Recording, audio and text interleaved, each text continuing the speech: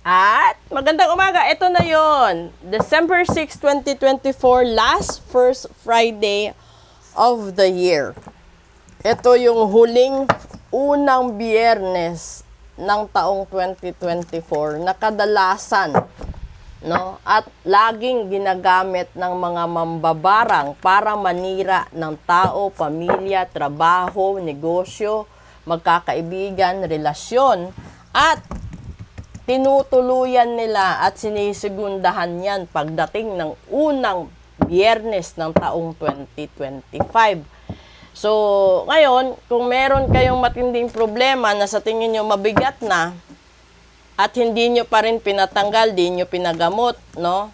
Asahan nyo na sa susunod na biyernes, which is the first Friday of the year 2025, talagang ididiin pa nila yan para lalo kayong maghirap.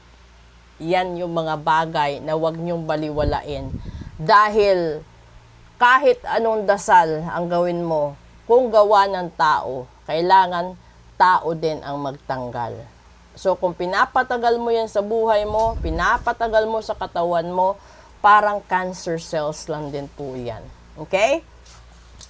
So, kuha muna tayo dito ng tatlo. Alamin natin, no, paano nagsimula ang problema. The King of Cups, pangalawa. Eight of Swords, pangatlo. The Page of Swords. Ngayon, ito yung kinalabasan dito.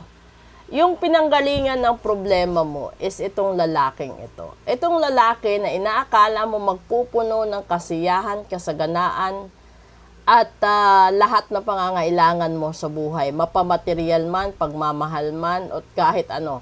Ang hindi mo alam, maraming problema ang idinulot niya sa'yo. Diba? Maraming problema na hindi ka na makakilos. At ito ang nahuli. Ang mensahe na yun palang binuntahan mo, pinili mo, is bitag para sa kahirapan at kalungkutan mo sa buhay. Ngayon, no, dito tayo sa light side of life para alam natin. Una, the Four of Wands. Ang ganda. Pangalawa, the Ace of Wands, and pangatlo, the Nine of Wands. Di ba ang contrast siya lagi. Ngayon sinasabi, sana, no? Kasi kung nakinig ka at hinintay mo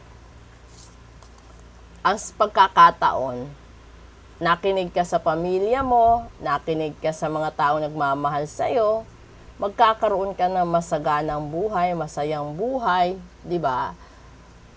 At ito'y laging nakagabay at pinaparamdam sa'yo. At kahit matagal man yung paghihintay mo, at least maganda. Alam mo kung bakit? Kasi ito, kung ugali ito ng tao na agresibo, ugali ito ng tao na nagmamadali, ito yung negative. Sa sobrang pagmamadali mo dahil baka maagaw siya ng iba, napunta ka sa maling tao, napunta ka sa maraming problema, masaklap ang sitwasyon. Pero kung sana naghintay ka ng tamang panahon at pagkakataon, ito yung makakamit mo. Masayang pamilya, masagana ang pamumuhay, malusog ang lahat, maganda ang takbo ng trabaho, negosyo, etc. etc. So ngayon, meron lang akong idadagdag pa na information sa inyo. Kasi kapag sinabi na swords, talagang straight to the point yan. Hindi mo lang napansin na bullseye ka dahil sa sobrang negative ng intentions mo sa taong nagmamahal sa'yo ng totoo. So, dun ka nakakarma. Dahil, kapag yung tao kasi, mabait sa'yo, at wala namang ginawang masama, tapos, ginayuma mo yung taong mahal niya, mamamatay ka dun sa hirap. sa kamalasan, at sa kalusugan. Kung ito naman ay isang negosyo na pinaghirapan ninyo parehong magka-partner, magkasosyo, mag-asawa, magkaibigan, at niloko mo ang partner mo, makakarma ka din. Ganito din yon sa mga magkamag-anak, no? Kung meron mang paghahatian sa mga korte o paghahatian sa mga yaman, yung iba kasi iniisip talaga nila desperately na,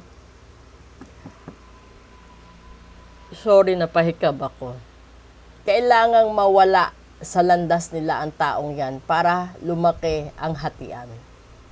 Which is true and real. Diba? Real ito.